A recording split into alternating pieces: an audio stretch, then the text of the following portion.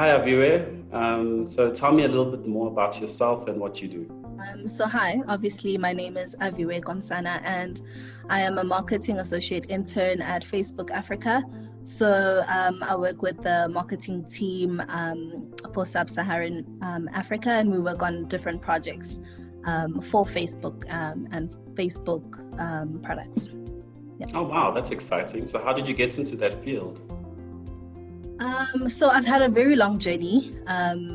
I graduated as a television student, and I made my own short film, and I kind of did a couple of freelance jobs in film and television. But I wanted to kind of like upskill and kind of add more value to my skill set, and that's when I got introduced to Digify Africa, and I started off as a trainer for one of their programs, which was Ilizwe Lam. So we're doing Boost with Facebook and Ilizwe Lam. And that's when I was introduced to everything that Digify was doing via Facebook as well. So that was like so awesome. And I was like, oh my gosh, this is such cool stuff. And I enrolled for Digify Pro so that I could really get into digital marketing and learn more about digital marketing and be more informed.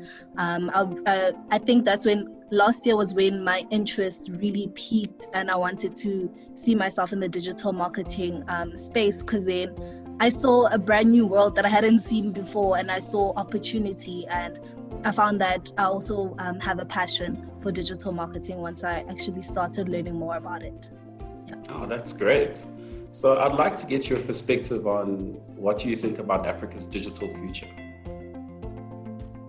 So I think with Africa's digital future, I see there's enormous room for growth, right? And there's room for opportunity and also education.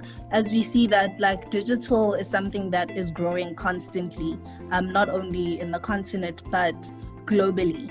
I think COVID-19 has shown us more than anything that, apart from food supply, agriculture, health, and other essential services, digital was probably the other industry that not only survived, but I guess kind of flourished. So many things rapidly grew in this time of COVID-19 in terms of digital. And I think the one thing I would say would be e-commerce. And so for me, when I think about the future of digital in Africa, it makes me think about e-commerce and how people, just like even small businesses in Africa, can actually use such platforms for their own businesses. What Facebook did, I think about 2 weeks ago, we launched what we call shops. And it's literally just for small businesses to actually run and have like an e-commerce business for themselves online. Because sometimes you have to pay like a whole lot of money to run a whole website and to do that whole method. So I was like, wow, I see there's so much potential for growth. And that excites me because I think digital goes so hand in hand and so well with entrepreneurship.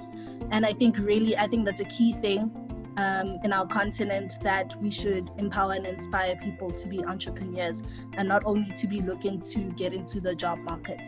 So digital really allows for that opportunity. And what do you think are the specific opportunities for young people in this exciting digital future?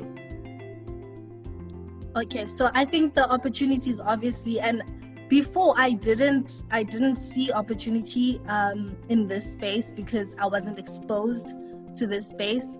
But I think when I got connected with Digify Africa, I realized that there were so many opportunities. You look at, obviously Digify Africa and what they're doing and the programs that they do, as well as you could talk about Umuzi as well, where they're offering something similar in digital, where they offer like a 1-year learnership for people to learn more about digital and software development and things like that. And also just looking at Facebook and their offerings, when you look at Facebook Blueprint, if you don't know, if you're a small business owner, or if maybe you're starting out and you don't even know how to post a promoted ad on Facebook or on Instagram, something like Blueprints can help you take you step by step without you not even having to go to a school or having to go through a program. If you start there and you can start building from there. So there's quite a lot of opportunities in that space. And also when we look at the job market, I think for me, I was reading an article and it spoke about how 230 million jobs, it was like a survey, and kind of like an estimation and calculations and measurements and all those things by the IFC, which is the International Financial Corporation. So they said 230 million jobs will require digital skills by 2030.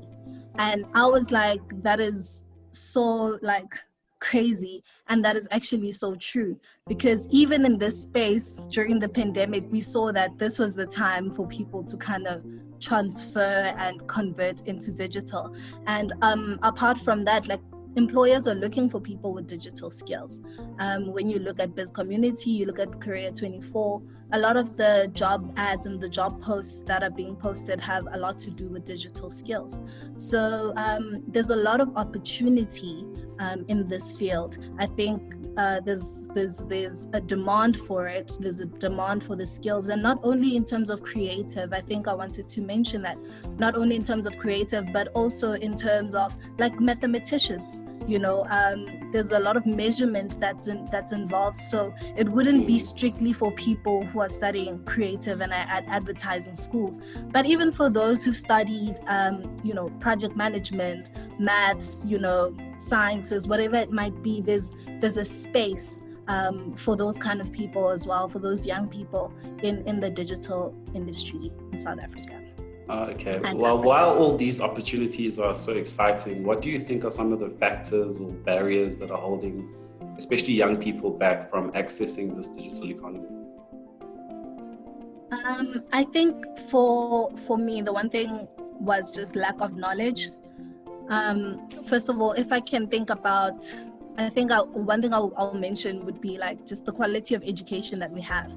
When you even start in high school, I mean, marketing is not even like something that a lot of people think like, oh my gosh, yeah, I'm going to do that. We're still on okay, I need to be an accountant, I need to be a lawyer so I can make money, I need to do this, I need to do that. So there's not enough exposure into that industry, right? Into this industry. So having more, awareness campaigns or anything that can kind of help people see that there's a world beyond what you thought. So also just the quality of education, and even in the education system, I think about it is like there's another survey I read that says 50% of the countries in Africa offer computer skills. So let's not even like talk about digital, like the fact like basic computer skills, people aren't skilled with that.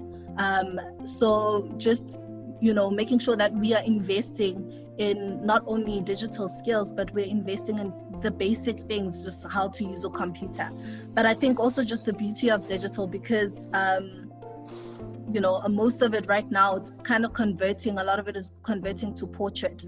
It's converting to vertical, to cell phones. So that also helps that process in terms of like, okay, maybe we can bypass, the whole computer thing. But I think it's important to get the basics on how does a computer work. So just even in our education system, making sure that every person has access to a computer and seeing how a computer works. But yeah, so I think that's one of the barriers. And then I think the second barrier would be just a lack of role models, mentorships. I think for me, one thing I struggled with a lot in varsity was believing in myself that I could do, what everyone else could do. So for example, I wanted to study directing, right, in first year. And the reason why I didn't study it was because I was like, oh my gosh, all the white kids are doing directing. I'm not good enough to do that. So I think if I had even from high school, maybe from grade 10 or 11, just a mentor, someone who's not only like, okay, cool, this is what you can do, but really someone who can speak worth, into you and be like, look, you are good enough. You are unique. You are not, too black, to do something great. I think that's definitely something that would help, because I also think a lot of it is in our mind. And if we can just kind of like unlearn the things that we've learned about ourselves and the way that we see ourselves, it will help us go a long way. So I think that's one of the things that really barriers us from reaching our full potential. Okay, and to a young person sitting at home today, what advice would you give them to get started on this digital journey? On this digital journey. Okay, there are so many platforms that you can kind of like Google and search where you can actually get started for free and not even like pay. So I know Google has some certifications, and Facebook Blueprint has some certifications. So get started there. And then maybe even Google programs like Digify Pro. Look at Digify Africa and what they're doing. Look at Unusi, see which program you can actually qualify for. And the beauty about Digify Pro right now is that it's gone online. So you can be literally anywhere in South Africa and you have the opportunity to be part of this program. I think just start where you are with what you have. So you don't even need to have a laptop, or a computer. That's the beauty about it. If you have a cell phone, you have a smartphone, and you have Google, you can get started and start with learning what other people have done. Read case studies on what other people have done. Facebook has a lot of those. Even in their Blueprint lessons, they show a lot of case studies of what small businesses have done. So maybe you have an idea for a business, right, and you don't know where to start. I think if you start with that, you'll be inspired by other businesses and other people and how they started. Start where you are with what you have. You don't need to wait until you get a whole lot of money to go to university. If you are willing and if you want, anything is possible. So I would really suggest Google is our best friend, and I've learned so many things from Google. I Google everything, and I think if you can make Google your best friend, whatever it is that you want to know and whatever it is that you want to learn, you can actually get there. Yeah, that's what I'd say. Yeah. My next question is, what would you advise to business owners or to corporates on how they can include young people in this digital presence or this digital future from what they have today? I think the biggest thing is, taking on someone, but not with a heart of, oh my gosh, I need to pay this like 500 employees or whatever, but really just taking on, even if it's one student per 3 months, or even a high schooler. I believe in programs like shadow a doctor or shadow a lawyer.